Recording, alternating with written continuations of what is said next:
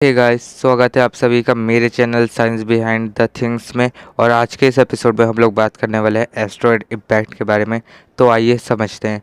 तो कुछ भी समझने पहले से पहले हमें ये समझना होगा कि ये है क्या और क्यों है। तो आइए सबसे पहले समझते हैं कि ये है क्या। तो जब मतलब आप सभी को पता ही है एस्ट्रॉयड क्या है, ठीक है। फिर भी मैं एक रफ ओवरव्यू दे देता हूँ।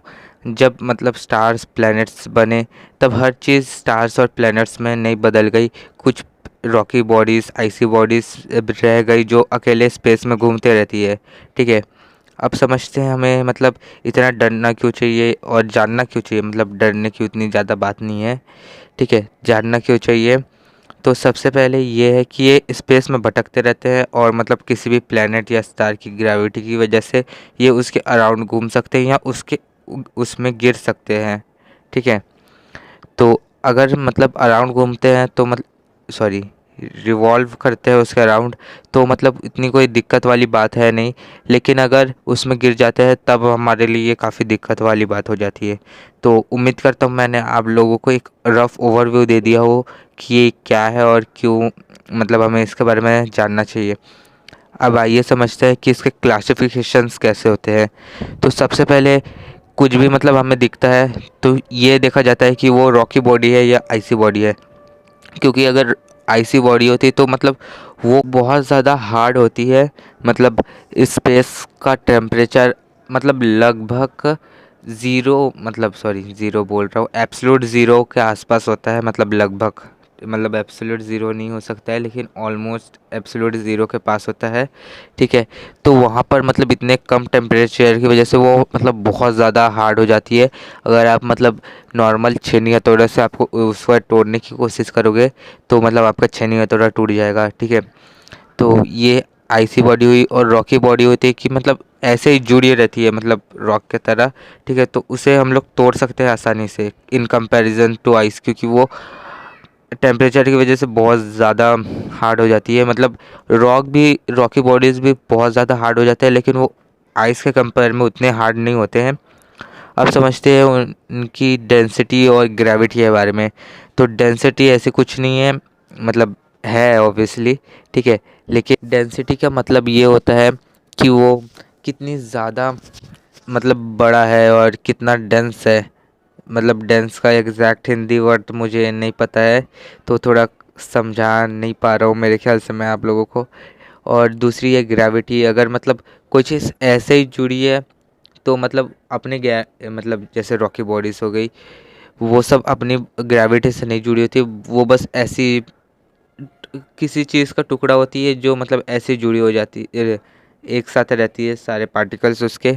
और ग्रेविटी से अगर कोई चीज़ जुड़ी है तो उसे आप मतलब नहीं तोड़ सकते हो कुछ भी कर लो, क्योंकि अगर आप उसको तोड़ोगे तो वो अपनी ग्रेविटी की वजह से दोबारा जुड़ जाएगी।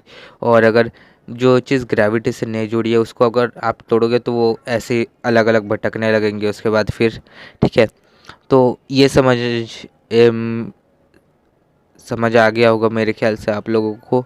अब आगे देखते हैं कि मतलब बहुत सारे लोग ये सोचते हैं कि मतलब, तो अब बहुत सारे लोगों को ये डाउट होता है कि मतलब ऐसी चीज़ तो होती रहती है जैसे हम शूटिंग स्टार कहते हैं, ये वही होती है, ठीक है। तो वो इतना इम्पैक्ट क्यों नहीं डालती जितना ये सब डाल सकते हैं। तो मतलब है कहना कोई तो ये दोनों चीज़ें सेम ही है, बस इनके साइज़ में डिफरेंस होता है, ठीक है। जो क्या बोलते हैं यार, मैं थोड़ा सा, जिसे हम लोग शूटिंग स्टार कहते हैं वो भी यही है, बस वो बहुत ज़्यादा छोटी होती है। मतलब 1 मीटर, 2 मीटर, 5-10 मीटर, ठीक है। तो वो एटमॉस्फेयर में ही ख़त्म हो जाती है और अर्थ तक आ ही नहीं पाती। इसलिए मतलब वो कोई इम्पैक्ट नहीं डाल पाती। और ये वहीं पर हम लोग दूसरी तरफ ये देखें कि मतलब मिनिमम कौन सी चीज़ इम्पैक्ट डाल पाएगी अच्छा खासा, तो वो है अंडर 50 मीटर के जितने भी ऑब्जेक्ट्स हैं वो इम्पैक्ट डाल पाएंगे। मतलब पूरी सिटी को ख़त्म कर सकते हैं वो, ठीक है। तो मतलब ऐसा नहीं कि अंडर 50 मीटर मतलब 1 मीटर, 10 मीटर, 5 मीटर, ऐसा नहीं। मतलब अराउंड 50 मीटर के आसपास, जैसे 45, 48, 42, ऐसी जो चीज़ें हैं मतलब वो अगर दिल्ली जैसी सिटी में गिरी तो मतलब पूरी सिटी को ख़त्म कर सकती है, ठीक है।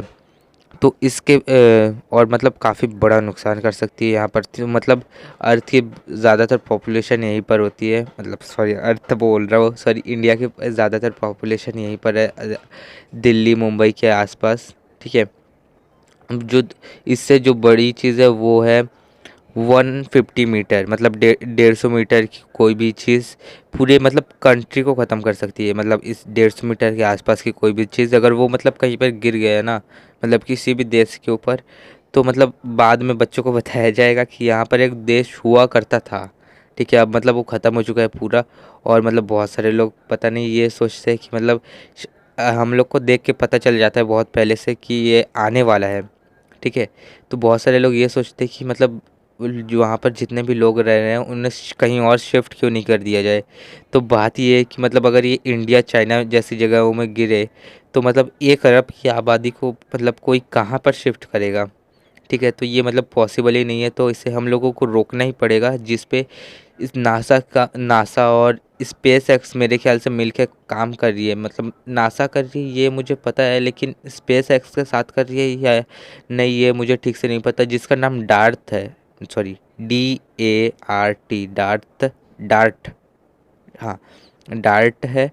और इस पे मतलब आने वाले मतलब कुछ टाइम पे मैं वीडियो बनाऊंगा। ठीक है, तो अगर आपको चाहिए तो चैनल को सब्सक्राइब कर लेना। और इससे जो बड़ी चीज़ होती है, मतलब जो अच्छा खासा इम्पैक्ट डाल दे इससे बड़े में, वो होती 500 मीटर, मतलब बहुत बड़ा होता है ये। ठीक है, और अगर ये गिरा तो मतलब ये इतनी ज़्यादा एनर्जी डंप करेगा कि मतलब जो वॉल्केनिक ऐश और मतलब ऐसी चीज़ों को एटमॉस्फेयर में रिलीज़ कर देगा ये गिरने के बाद। मतलब इसमें ना हो तो भी अर्थ के नीचे है उन सबको पूरा तो निकाल देगा। इतनी ज़्यादा ज़ोर से गिर सकता है ये, इतनी ज़्यादा एनर्जी डंप करेगा अगर गिरा तो। ठीक है, तो ये मतलब पूरे बायोस्फीयर को डैमेज कर सकते हैं, ये सब की वजह से पूरा अर्थ ढक जाएगी इन सारी चीज़ों की वजह से। और जो भी सनलाइट है वो क्रॉप्स या बाकी अदर चीज़ों तक नहीं पहुंच पाएगी, जिससे मतलब बहुत ज़्यादा नुकसान होगा और मतलब लगभग बहुत बड़ी पॉपुलेशन ख़त्म हो सकती है। ठीक है, और उसके बाद आता है मतलब उसके ऊपर आता है 5 किलोमीटर्स का, मतलब ये बहुत ज़्यादा बड़ा होता है। अगर ये गिर गया कहीं पर, मतलब कहीं भी गिर जाए पूरा प्लेनेट ख़त्म होगा। मतलब जो डायनासोर्स के टाइम पे हुआ था ना, वो मेरे ख्याल से 500 मीटर्स के आसपास हुआ होगा, जिसकी वजह से बायोस्फीयर डैमेज हो गया और उसके वजह से मतलब कुछ स्पीशीज बच पाए। लेकिन अगर ये 5 किलोमीटर का गिर गया ना, तो मैं ये पूरे प्लेनेट को ख़त्म कर देगा, मतलब वहाँ पर लाइफ बचेगी ही नहीं। ठीक है, तो ये मतलब बहुत ज़्यादा ख़तरनाक है। और अगर इससे बड़ी कोई चीज़ गिरती है तो भगवान जाने कि फिर क्या होगा। तो मैं तो इन इतने कैटेगरीज के अंदर इन सब चीज़ों को कैटेगराइज किया जाता है, सॉरी क्लासिफाई किया जाता है। और मतलब इससे बड़ी छोटी चीज़ें भी होती है, लेकिन उन्हें जनरली क्लासिफाई नहीं किया जाता है, क्योंकि मतलब क्लासिफाई किया जाता है लेकिन उससे मतलब इतना फ़र्क नहीं पड़ता, क्योंकि ज़्यादातर वो चीज़ें हम लोग के आसपास नहीं है और ज़्यादा खतरा नहीं है। ठीक है, तो मतलब मेन ये चीज़ें हैं जिनमें क्लासिफाई किया जाता है।